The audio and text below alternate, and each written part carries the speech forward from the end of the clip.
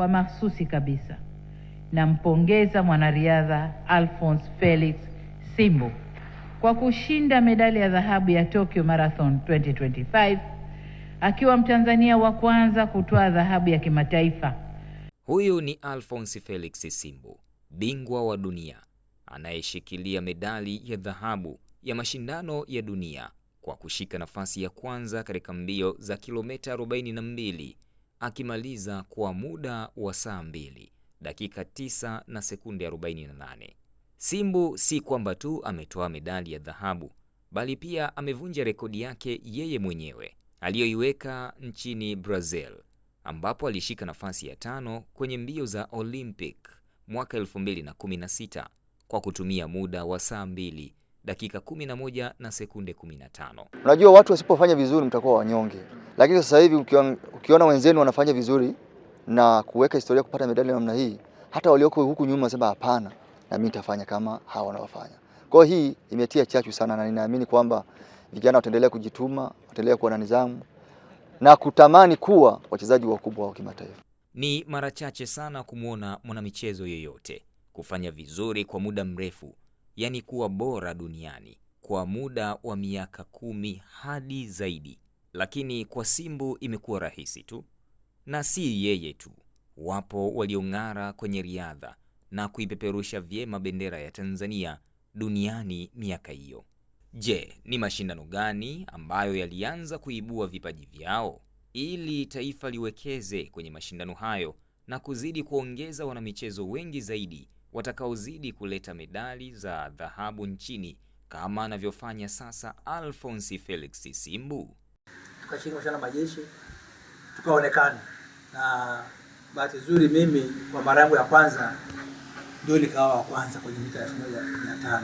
Jeshi la Ulinzi la Wananchi wa Tanzania JWTZ kwa kushirikiana na vikosi vingine vya ulinzi na usalama wamekuwa mstari wa mbele kuhakikisha michezo inapiga hatua nchini. Hii ni kupitia mashindano ya michezo ya majeshi BAMATA. Zamani michezo ya majeshi polisi wanaenda Moshi, wanacheza Moshi michezo yao ya polisi, ambao mimi ndio chimbuko langu la huko Moshi CCP. Wanafanya mashindano yao, wale wanapatikana ambao wamepata gold wanakuja sasa kwenye michezo ya majeshi. Kwa hiyo wanajeshi wana michezo yote ambao ni majeshi wanakutana ambao ni magold list, wamepata dhahabu kwenye michezo yao.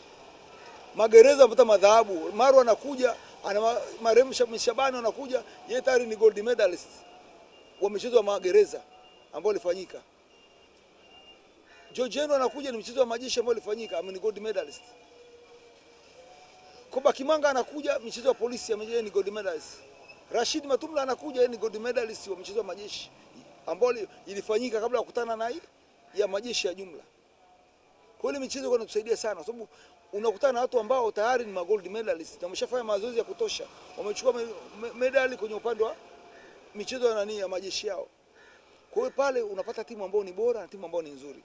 Lakini bado ukweli utabaki pale pale kwamba Jeshi la Wananchi wa Tanzania kwa kushirikiana na vikosi vya ulinzi na usalama nchini limekuwa mstari wa mbele katika kuinua na kuviendeleza vipaji vya michezo mbalimbali kama vile mpira wa miguu, ngumi, judo, riadha, mpira wa kikapu na michezo mingineyo.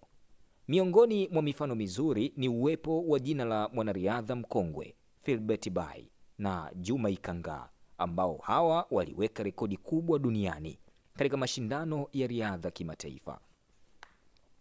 Philbert Bayi kwa mara ya kwanza alianza kutambulika duniani baada ya kufanikiwa kuwa mshindi wa kwanza katika mbio za mita 1500 kwenye mashindano ya All African Games mwaka 1973 jijini Lagos nchini Nigeria, huku akimshinda bingwa wa dunia wa wakati huo. Tulipoingia kwenye mashindano yale, mimi nilikuwa mwisho kuingia kwenye kiwanja pale, wanaita mimi niko chuoni.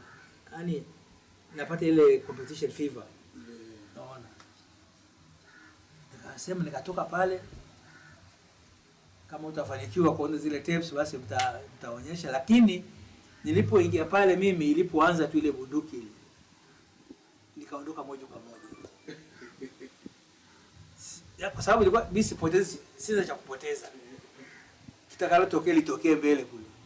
Basi Basi nikaenda lepu ya kwanza nina mita karibu 30 wako nyuma huko. Niko mbele peke yangu. Lepu ya pili inapungua 25. Lepu ya tatu ikaongezeka 30 tena. Ndio lepu ya mwisho. Kufika kwenye 200 pale wakaona huyu jamaa sasa distance ni kubwa, ndio wakaanza kufukuzana wao. Lakini mimi naona inapungua mita 20, 18, 15, 10 naona. Sasa ile inafika pale kwenye mita 50 naona sasa anakuja mtu mwenye nywele nyeupe. Nikajua ni John Walker. Na nini nyeusi na nini. Nikatazama na mbele nikamwona. Nikalipomwona sasa nikaona bado mita karibu 50, nikasema huyu sasa hawezi kunikuta. Sababu bado nilikuwa na nguvu. Sasa mimi walikuwa napambana, mimi nilikuwa peke yangu mbele, nilikuwa na relax. Kwa hiyo ilipofika ile mita 50 ya mwisho 30, 50 mpaka 30 mpaka 50, nikaona hakuna cha kuzuia sasa, nikaweka sasa. Weka jamaa anakuja kule ndio imemalizika. World record. Kwa hiyo hakutegemea. Katika kila mashindano walioshiriki, kila mmoja alikuwa na moyo wa upambanaji kwa ajili ya taifa la Tanzania, lakini uzalendo wao haukuja tu kwa kuibuka ghafla, la hasha, bali ni misingi imara walioipata katika ujana wao chini ya Jeshi la Ulinzi la Wananchi wa Tanzania, JWTZ. Na nashukuru wakati ule mimi nacheza walioongoza ile idara ya michezo ambaye na mimi nilikuja kuiongoza alikuwa Brigadier Moses Mnawi. Baadaye akaja Major General Natepe, akaja Kamazima, akaja mzee Abdalla, Kanali Yunus Abdalla, wakina Ali Mwanakatwe, wakina Kanali Azizi. Ni idara ilikuwa imesheheni wataalamu watupu wa michezo ndani. Kwa hiyo sikukwama na sikuwa na changamoto za aina yoyote. Na wale ambao walikuwa wananialika kwenye haya mashindano mbalimbali, nilikuwa nawaambia mashindano yenu yako tarehe hii na tarehe hii. Kwa hiyo mwaliko uje mwaka mmoja kabla niwe najua. Lakini mnialika baada miezi 3 4, mimi siji, kwa sababu inataka nijitayarishe kweli kweli. Na ndio maana nilikuwa mzuri. Nilikuwa najitayarisha. Na ndio maana hata ile usemi niliyosema the will is nothing, the will to win is nothing without the will to prepare. Wakati nimeshinda ile New York, waliniuliza siri yako ni nini kufanya vizuri namna hii kwa kila shindano? Na kwa sababu nilikuwa nimechoka na mimi ndio namalizia pale, nikaambia hivi, the will to win is nothing without the will to prepare. Na ndio wale wa Marekani na duniani kote wanatumia hiyo, wanasema kama ukitaka kushinda kweli jitayarishe. Hao ni baadhi tu ya wale ambao wamekuwa wakifanya vizuri katika mchezo wa riadha, lakini wapo wengi waliofanya vizuri katika michezo mingine.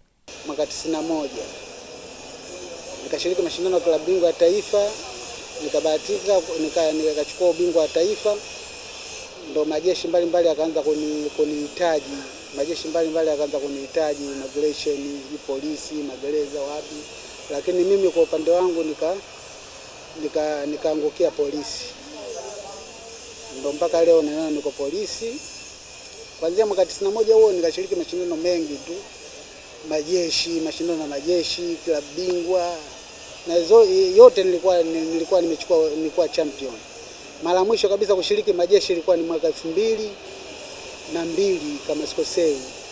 Ilikuwa ni mashindano yalifanyika JKT. Yalifanyika JKT pale. Nilichukua ubingwa. Mechi ya kwanza kuna mtu nilimpiga, nikaja tena nikampiga bondia mmoja wa magereza Rashid Janja. Finali nikaja kucheza na mtu mmoja anaitwa Kangoma namjua kwa jina lake la utani, lakini lile nimeshalisahau. Ndio nikampiga finali KO kitu kama raundi ya pili kama sikosei. Nikawa bingwa wa michezo ya majeshi ile, na ndio nilikuwa mchezaji bora ile michezo ya majeshi ya mwaka 2002. Nilipata uchezaji bora wa michezo yote ya nini. Yaani mimi ndio nilikuwa mchezaji bora wa majeshi ile, mchezaji bora, na nilikuwa ndio ubingwa wa michezo ile ya majeshi. Mashindano ya majeshi yalikuwa mazuri kusema kweli. Yalikuwa na changamoto, kulikuwa na upinzani. Kulikuwa na mabondia wenye upinzani. Kwa hiyo mpaka unakuwa bingwa mtu ilikuwa ni kazi kusema kweli. Kwa hiyo ilikuwa na changamoto na ilikuwa inasaidia sana kuinua vipaji vya watu. Wachezaji wengi wa timu ya taifa walikuwa wanatoka kwenye michezo ya majeshi. Mara nyingi nilikuwa nikishiriki katika mchezo wa netball ambao nilikuwa nikicheza kama nimecheza center, nilicheza pia na goal shooter. Hiyo ilikuwa ni mwaka gani hadi mwaka gani? Hiyo ilikuwa ni mwaka 2016, 17. Lakini hapo nyuma awali nilikuwa nikicheza halmashauri ya jiji, ambapo nilicheza ilikuwa kipindi cha miaka ya 2007, 2008, 2009 mpaka 2010, ambapo tulipokuja kuhamishwa kuja upande wa wizara. Wote hao ni mwendelezo wa wimbi la kuibua vipaji kupitia mashindano ya majeshi ambayo hukusanya wachezaji wengi kutoka vikosi mbalimbali vya ulinzi na usalama, ambayo huratibiwa na Baraza la Michezo ya Majeshi, yaani BAMATA. Vitu vingi vimenifanya nifanikiwe katika mashindano ya majeshi. Kwanza, kujiamini katika kucheza. Mashindano ya majeshi ni mashindano magumu sana, unaweza ukasema zaidi ya Super League. Tunakutana wababe watupu pale. Kwa hiyo inabidi, yani mimi sasa hivi hata kwa sababu sijawahi kuchezesha Super League, lakini mashindano ya majeshi yamenisaidia hata kwamba leo nikipelekwa kwenye Super League kuchezesha, nina imani nitaweza, kwa sababu ule mtiti wa mashindano ya majeshi pale kuchezesha mechi kubwa kama zile. Sababu mechi kubwa hapa zinajulikana, JKT, Magereza, Ngome, SMZ, Polisi, ndio timu unazozichezesha pale. Ukimudu kwenda nao sawa wale, na nimemudu. Kwa hiyo yani hiyo imenisaidia sana katika urefari. Imeniondoa hofu, uoga, yani kila kitu mimi kimeniondoa. Acha hizi za timu zetu ndogo ndogo ninazochezesha, lakini pale mimi ndo napata uzoefu mkubwa. Meja mstaafu Yusuf Mkarambati aliyefanya vizuri katika mpira wa wavu enzi hizo wakati bado akiwa kijana, ambapo hadi kustaafu kwake katika Jeshi la Wananchi wa Tanzania JWTZ aliwahi kuhudumu kama katibu katika Baraza la Michezo ya Majeshi, yaani BAMATA. Anatuonjesha matamu ya michezo hii ya majeshi. Kabla ya BAMATA kulikuwa na Interbattalion ambayo ilikuwa inajumlisha, kwa sababu wakati huo vikosi vilikuwa ni vichache sana vya infantry, lakini hata hivi vya kiutawala vilikuwa vichache. Kwa mfano kuna hawa Gongo la Mboto 511, kulikuwa na service ile ya nani ya Lugalo ile 312, naona nani workshop nao walikuwa wanajitegemea, kama nani air wing nao walikuwa wanajitegemea. Kwa hiyo Zanzibar nao vile vile nao walikuwa wanashiriki, vile vikosi vya infantry nao walikuwa wanashiriki kama vikosi au kama timu zinazojitegemea. Kwa hiyo mimi nilishiriki michezo mingi kwa sababu nilikuwa nacheza michezo mingi. Football nilikuwa nacheza, kwa mfano pale kosini kwangu Nachingwea nishiriki kwenye timu ya mpira mguu sana. Na bahati nzuri mwaka 71 wakati Lindi ndio inaundwa kuwa mkoa, sisi tulikuwa mabingwa wa mkoa wa Lindi, na tukaja kushiriki mashindano ya klabu bingwa ya football. Tukaja kucheza na Mwadui. Wakati huu Mwadui iko hot. Yaani ilikuwa ikikutana tena Yanga na Simba, yani Yanga na Simba wanakaa chonjo. Wale jamaa walitufunga magoli 7-0 mbele ya CDF wetu wakati huo, Mzee Sarakikia. General Sarakiki. General Sarakiki. Sasa hivi. Kwa hiyo mashindano haya yalikuwa yanashirikisha, yani watu tulikuwa natoka, kwa mfano sisi tulikuwa natoka na Chingwea tunaenda Zanzibar tunaenda Tabora, yani unafuata kikosi kadi jinsi ambavyo mmepangiwa. Na hapo sasa ndio ikawa kama chanzo cha kuteua wachezaji wa timu za jeshi. Baada ya hapo kukawa na mashindano ya Defense Forces Fellowship Games ambayo yalikuwa yanashirikisha nchi karibu 14. Na kwa mara ya kwanza mimi nimeingia kwenye volleyball, tukaenda kushiriki mashindano Lusaka Zambia mwaka 73. Mwaka uliofuata 74 mashindano yakafanyika Tanzania na tulifanya pale University of Dar es Salaam. Katika kutaka kuyajua mengi hasa kutoka mashindano ya Interbrigade hadi kuzaliwa kwa mashindano ya BAMATA yanayohusisha vikosi vya ulinzi na usalama vya Tanzania bara na kikosi maalum kutoka Tanzania Zanzibar, ikiwemo kuundwa kwa Baraza la Michezo ya Majeshi yaani BAMATA, basi ikatulazimu kufunga safari kutoka viunga vya jiji la Dar es Salaam hadi mkoa wa Pwani katika wilaya ya Kibaha, eneo maarufu Maili Moja, kukutana na Brigedia Jenerali mstaafu Ambrose Bayeke ambaye aliwahi kuwa mwenyekiti wa BAMATA. Jeshi limepita katika mambo mengi, kwa sababu wakati wa uhuru, kabla ya uhuru tulikuwa na wakoloni walikuwa wanaendesha jeshi kivyao. Baada ya uhuru nasi tukaanza kuendesha jeshi kivyetu. Kwa bahati mimi nimejifunza kozi mbalimbali Tanganyika, Tanzania, Kenya, Uingereza, Uchina, kozi mbalimbali, na nimepata madaraka mengi jeshini, kuanzia section commander mpaka brigade commander. Tulikuwa tunafanya michezo wakati ule, wakati wa ukoloni, michezo mingi tu kama ilivyo sasa hivi. Baada ya kupata CDF mpya, Jenerali Sarakikia alituendeleza sana michezo, maana yeye mwenyewe alikuwa anacheza michezo, mpira, kukimbia, alikuwa ni mfano mzuri. Na hapo ndio tulipata wachezaji wengi wazuri kutokana na juhudi za viongozi wetu wa jeshi.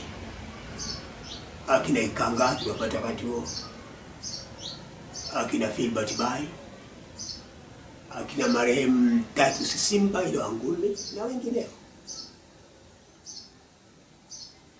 Na kulikuwa inter-brigade, michezo ya inter-brigade. Tulikuwa tunashindana brigade na brigade.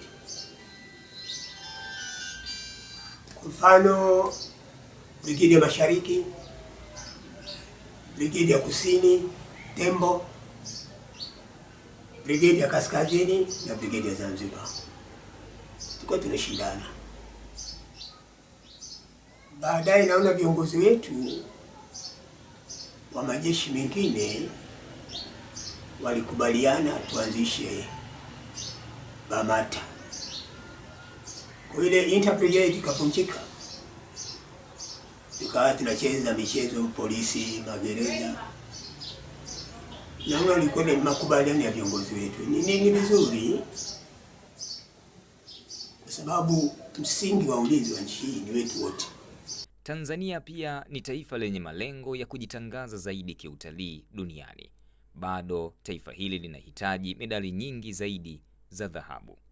Hapa tunapata majibu kwamba si rahisi kuwapata wanamichezo kama Alphonce Felix Simbu kirahisi, isipokuwa kwenye mashindano ambayo yaliyowaibua wakali walioleta medali nyingi kwenye taifa hili, ambayo si mengine bali ni mashindano ya BAMATA. Hii ni kwa sababu bado vyama vingi vya michezo havijapata mashindano ya pamoja yanayohusisha michezo mingi kwa wakati mmoja, ili vipaji viangaliwe kwa jicho la kuendelezwa kwa faida ya taifa. Lakini mashindano pekee yenye uwezo wa kukusanya wanamichezo kwa wingi kwa wakati mmoja, huku yakihusisha michezo tofauti tofauti, ni mashindano ya majeshi, BAMATA. Kwa sasa mashindano haya yanahitaji kutizamwa kama Olympic ya Tanzania, kwani ndio kitovu cha wanamichezo mahiri ambao wataleta sifa katika taifa la Tanzania. Kuongeza juhudi katika mafunzo, nidhamu na utekelezaji wa majukumu, hivyo kuboresha viwango vya wanamichezo ndani ya nchi yetu. Kama nilivyosema, serikali ya awamu ya 6 chini ya uongozi mahiri wa Daktari Samia Suluhu Hassan imeendelea na kufanya mapinduzi makubwa katika sekta hii ya michezo, na kama ambavyo sote ni mashahidi, sekta hii imepata mafanikio makubwa. Baadhi tu ya mafanikio hayo, mojawapo likiwa lile ambalo Mheshimiwa Waziri amesema la kuongezeka kwa bajeti ya maendeleo. Aidha, katika mkakati wa kuzidi kulitambulisha taifa la Tanzania kimataifa, kuchochea utalii na kwenda sambamba na dira ya taifa ya mwaka 2050, Tanzania inahitaji medali nyingi za dhahabu kwa kufanya vizuri katika mashindano mbalimbali duniani. Mtazamaji, Makala hii imeandaliwa na kuletwa kwenu nami Khalid Msabaha. Hadi wakati mwingine, kwa heri kwa sasa.